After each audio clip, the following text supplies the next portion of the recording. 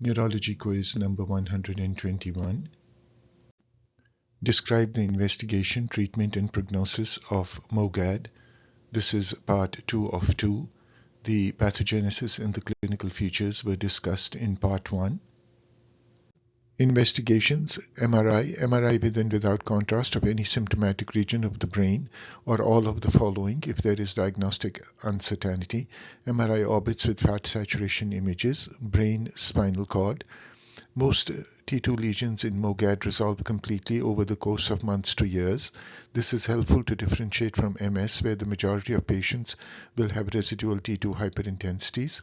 Gadolinium enhancement tends to resolve within a few months, as in MS and NMOSD. In contrast to MS, new silent lesions will rarely develop in MOGAD, and surveillance MRI may be less useful. Anti-MOG antibody. Serum testing for MOG IgG is the gold standard. A small percentage may have MOG IgG restricted to the CSF, especially in ADEM.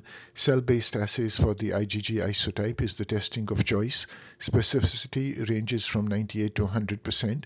Low titer MOG IgG positivity can occur in the general population, and such false positive tests can cause confusion. CSF examination. 50% of patients have a CSF pleocytosis during an attack, which is usually lymphocyte predominant. In contrast to MS, counts of more than 50 per cubic millimeter may be seen. Pleocytosis is more common with myelitis and ADEM and less common with optic neuritis. Elevated protein is found in 50% and is non-specific. CSF oligoclonal bands are typically absent.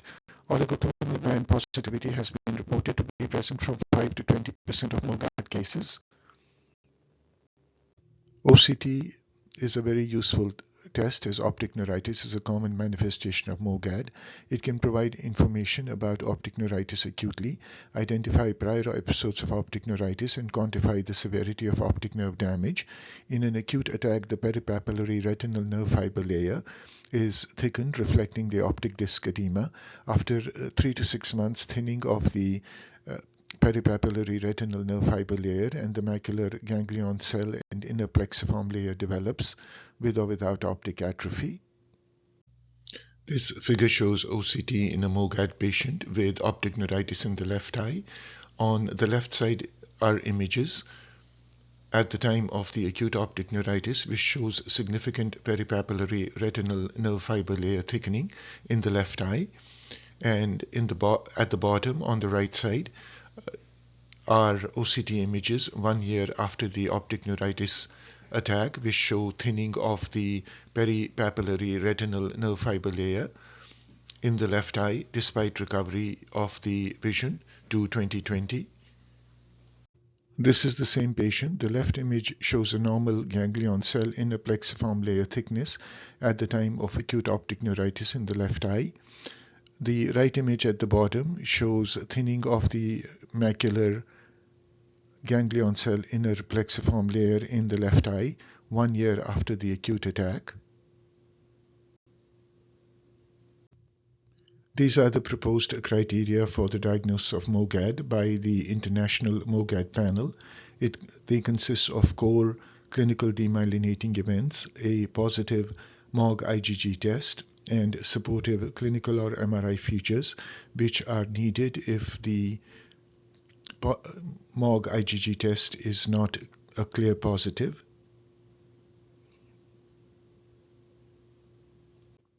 Treatment of acute attacks. Treatment should be started as early as possible. Data indicates that treating acute attacks promptly with glucocorticoids can reduce risk of relapse and residual damage.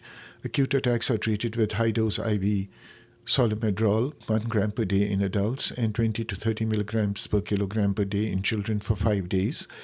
An alternative to IV medication in adults is oral prednisone. In general, MOGAD is quite responsive to glucocorticoids with rapid resolution of symptoms in most cases and improvement in outcome. Steroid taper following initial attack. As there is a high risk of relapse after an acute episode, especially after steroid withdrawal, many experts recommend an oral prednisone taper to mitigate the risk. For pediatric cases, guidelines suggest starting prednisone at 1 to 2 mg per kilogram per day and titrating to 0.5 mg per kilogram per day over 1 to 4 weeks.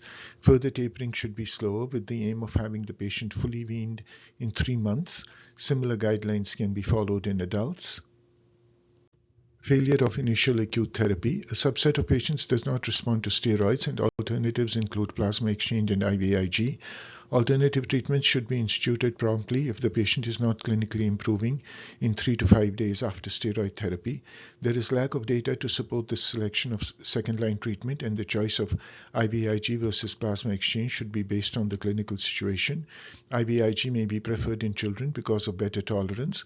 For plasma exchange, 5 to 7 exchanges are done on alternate days, while IVIG is given in a dose of 2 grams per kilogram divided over 2 to 5 days.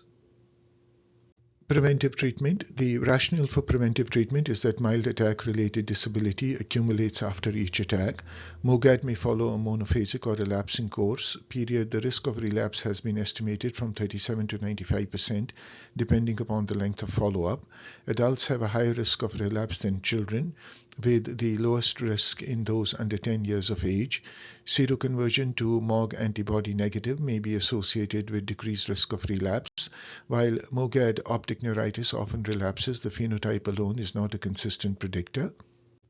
Preventive treatment after the initial attack. Up to 50% of patients may have a monophasic course. Therefore, long-term immunosuppression is usually reserved for those with relapsing disease.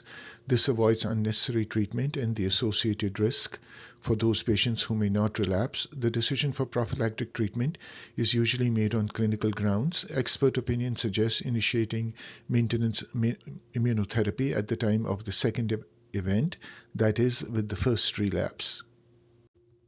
Medications that are most often used for prophylactic immunotherapy include Azathioprine, Mycophenolate, rituximab, tocilizumab, and maintenance IVIG treatment. Rituximab and other anti-CD20 medications are relatively less effective in MOGAD as compared to other demyelinating disorders.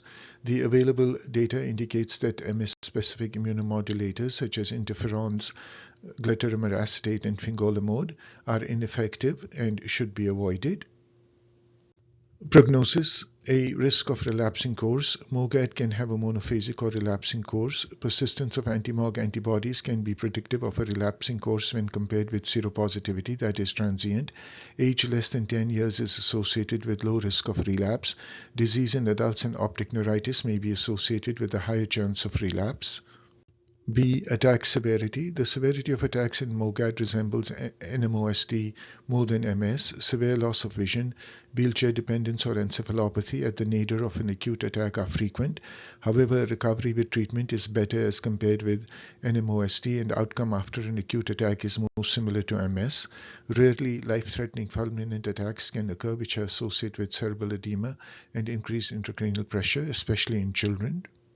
Disability accumulation. There can be worsening of disability after each attack, but this is typically milder than NMOSD. The initial attack may have a disproportionate effect on disability, with subsequent attacks being milder and associated with better recovery. An initial attack of transverse myelitis may be a predictor of long-term disability. Effect of pregnancy. There is limited data regarding MOGAD and influence of pregnancy, but some studies suggest reduced risk of relapse during pregnancy. Mortality. Mortality rates are low, but severe CNS relapses may be associated with fatalities. In some long-term studies, the risk of death has been reported as 0 to 3%.